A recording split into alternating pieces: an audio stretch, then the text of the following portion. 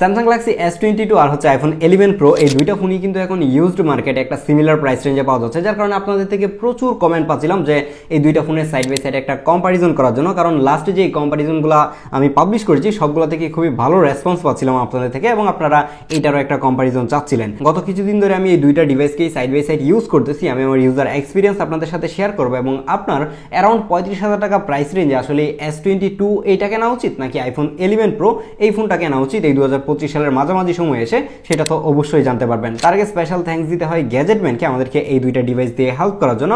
আপনি যদি এই ধরনের কোনো ইউজড আইফোন অথবা স্যামসাং এর ডিভাইস কিনতে চান তাহলে তাদের সাথে কন্ট্যাক্ট করতে পারেন।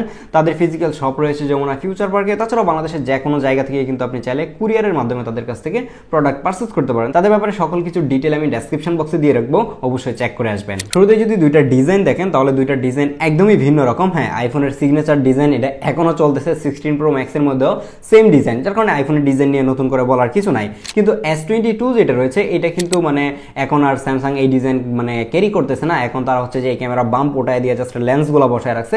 তো আপনার কাছে কোনটা ডিজাইন ভালো লাগে, হচ্ছে S20 ডিজাইনটা ভালো লাগে নাকি হচ্ছে এই আইফোন 11 প্রো এর ডিজাইনটা ভালো লাগে, সেটা একটু চাইলে কমেন্ট করতে পারেন। এখন কথা বলা যাক এই দুইটা ফোনের বিল্ড কোয়ালিটি নিয়ে। S22 এর মধ্যে ফ্রেম হিসেবে পাচ্ছেন একটা অ্যালুমিনিয়ামের ফ্রেম, এবং সামনে এবং পিছনে Corning gorilla glass Victus plus এর প্রোটেকশন থাকছে। আর এদিকে আইফোন 11 প্রো এর মধ্যে আপনি ফ্রেম হিসেবে পাচ্ছেন হচ্ছে একটা স্টেইনলেস স্টিলের ফ্রেম, এবং সামনে পিছনে কর্নিং মেড গ্লাস থাকতেছে। দুইটারই বিল্ড কোয়ালিটি খুবই ভালো, কিন্তু আইফোন 11 প্রোটা হাতে নিতে একটু বেশি প্রিমিয়াম লাগে। বাটন এন্ড পোর্টস নিয়ে কথা বলার মতো মনে হয় না যে কিছু আছে, কারণ হচ্ছে আইফোন 11 প্রোর মধ্যে অবশ্যই একটা লাইটনিং পোর্ট থাকবে। টাইপ সি কিন্তু শুরু হয়েছে 15 থেকে, আর হচ্ছে S22 এর মধ্যে তো অবশ্যই টাইপ সি ইউজ করা আছে। কিন্তু দুইটার সাউন্ড কোয়ালিটি নিয়ে একটু কথা বলতেই হয়। আইফোন 11 প্রোটা এত পুরাতন ডিভাইস হলেও এটা থেকে এখনো খুবই ভালো সাউন্ড পাইতেছিলাম, এবং সাউন্ডটা অনেক বেশি ক্রিস্টাল ক্লিয়ার ছিল এবং খুবই বেজি সাউন্ড ছিল।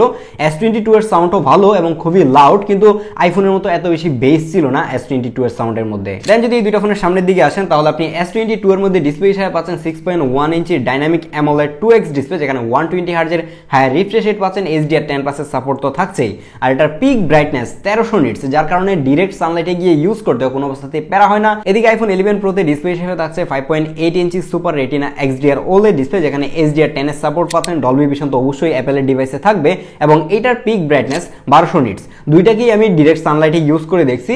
S22 এর ডিসপ্লেটা একটু বেশি ভালো মনে হচ্ছিল হচ্ছে এই 11 প্রো থেকে, এবং আপনি যদি সাইড বাই সাইড দেখেন তাহলে দেখবেন যে S22টা হাতে নিলে মনে হয় যে একটা ডিসপ্লে হাতে নিয়ে বসে আছি, কারণ এর ডিসপ্লে চারপাশের বেজেল এবং চিনগুলা এত বেশি ন্যারো ছিল।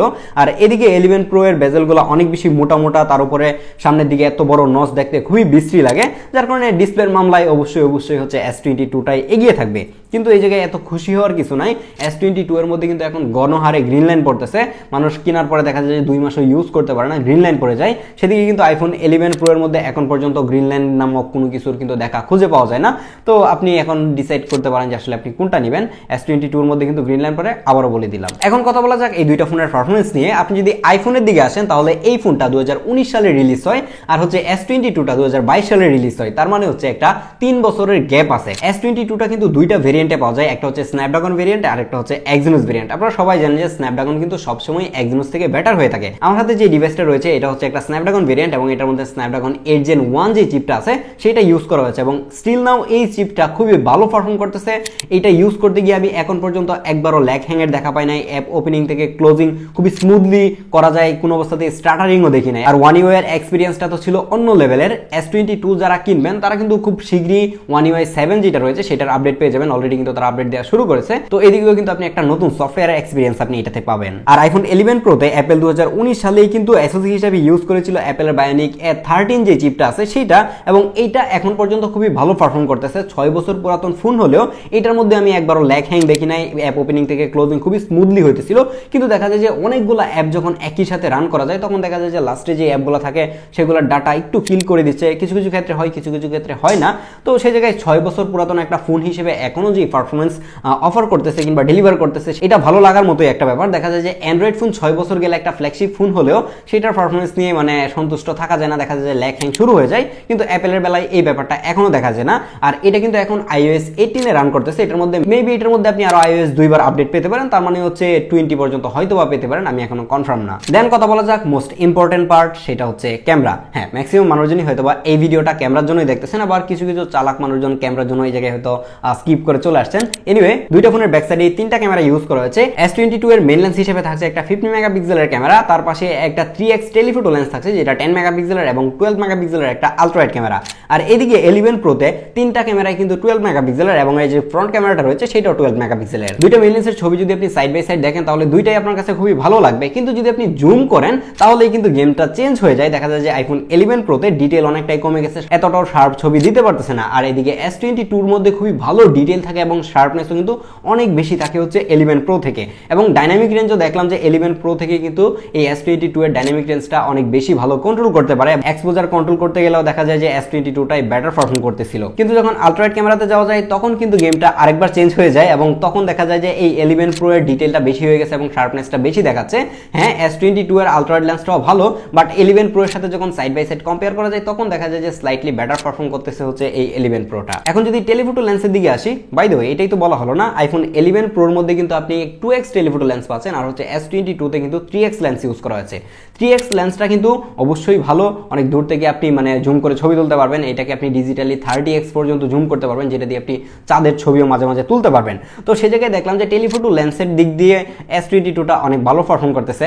হ্যাঁ, এই 11 প্রো এরটাও খুবই শার্প এবং ডিটেল ছবি দিতে পারে, বাট শার্প এবং ডিটেল দিতে গেলেও দেখা যায় যে ওভারঅল চিন্তা করতে গেলে আপনার কাছে অবশ্যই S22 যেটা রয়েছে সেটা টেলিফোটোটাই বেশি ভালো লাগবে। টেলিফোটো লেন্সের নর্মাল ছবি নিয়ে আমরা কথা বলতে চাই না, আমরা কথা বলবো হচ্ছে পোর্ট্রেট ছবি নিয়ে। আপনি যদি এই দুইটা ফোনের টেলিফোটোর পোর্ট্রেট ছবিগুলো দেখেন তাহলে দেখবেন যে আপনার কাছে কোনটা ভালো লাগে। আমার কাছে তো পার্সোনালি S22 এর ছবিগুলাই বেশি ভালো লাগতেছে, কারণ হচ্ছে এটাতে একটা 3x লেন্স ইউজ করা হয়েছে আর এটাতে একটা 2x।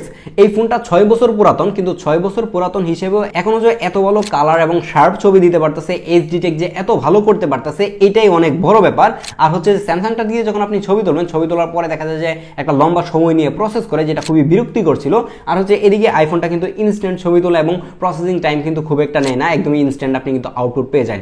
এটাই হচ্ছে যে অ্যাপেলের মজা। তারপর হচ্ছে লেন্স সুইচিং। অ্যাপেলের লেন্স সুইচিং এর সাথে এখন পর্যন্ত অ্যান্ড্রয়েডের কোনো ফোনই আসতে পারে না, এটা কিন্তু এখনো খুবই স্মুথলি লেন্স সুইচ করতে পারে। আর S22 এর লেন্স শিফটিং এর কথা কি বলবো, অ্যান্ড্রয়েডের জাতিগত অভ্যাস দেখা যায় যে লেন্স শিফট করতে গেলে অনেক লেট করে, কিংবা অনেক সময় শিফট হয়ে যখন আপনি টেলিফোটো লেন্সে যাবেন যাইতে একটু সময় লাগে। তো এই জিনিসগুলো এখনো কিন্তু এই S22 এর মধ্যে রয়েই গেছে। যারা ভিডিওগ্রাফির জন্য কিংবা কন্টেন্ট ক্রিয়েশনের জন্য একটা ফোন কিনতে যাচ্ছেন এবং এই দুইটা ফোনই আপনার পছন্দের লিস্টে রয়েছে, তাদেরকে বলবো যে এই দুইটার side by side video sample দেখেন, তাহলে আইডিয়া করতে পারবেন যে আসলে কোনটা আপনার কেনা উচিত।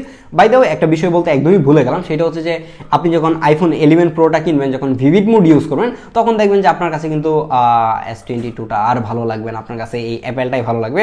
তো যারা হচ্ছে ভিভিড মুড পছন্দ করেন তাদেরকে আমি বলবো যে এই S22 এর দিকে আসার কোনো রিজনই নাই। আপনি ভিভিড মুড যখন ইউজ করবেন তখন আপনার আইফোনটা মানে এই ধরনের আইফোন ইউজ করলে অনেকে সাপ্রি বলে, আমি আপনাদেরকে সাপ্রি বলতে চাই না, সত্যি অ্যাপেলের যে ভিভিড মুড রয়েছে সেটা অনেক বেশি ভালো লাগে, আমিও নিজে পার্সোনালি ইউজ করি। তো চলুন এর ভিডিও টেস্ট দেখে আসি। দুইটা ফোন দিয়ে কিন্তু 4K 60 fps ভিডিও রেকর্ড করা যায়। S22 যেটা সেটা দিয়ে 8K তে ভিডিও করা যায়, 8K 24 fps। আমরা 8K এর কাহিনীতে যাব না, আমরা 4K 60 fps দুটো দিয়ে সাইড বাই সাইড ভিডিও করতেছি। আপনার কাছে কোনটা ভিডিও ভালো লাগে সেটা একটু কমেন্ট বক্সে জানাবেন। এবং এটা ডাইনামিক রেঞ্জটা যদি আমরা একটু চেক করি, মানে আমরা সূর্যের অপোজিট সাইডে দাঁড়িয়ে যদি ভিডিও করি, তাহলে কোনটা ডাইনামিক রেঞ্জ আপনার কাছে ভালো লাগে সেইটা একটা আইডিয়া পেয়ে যাবেন আশা করি।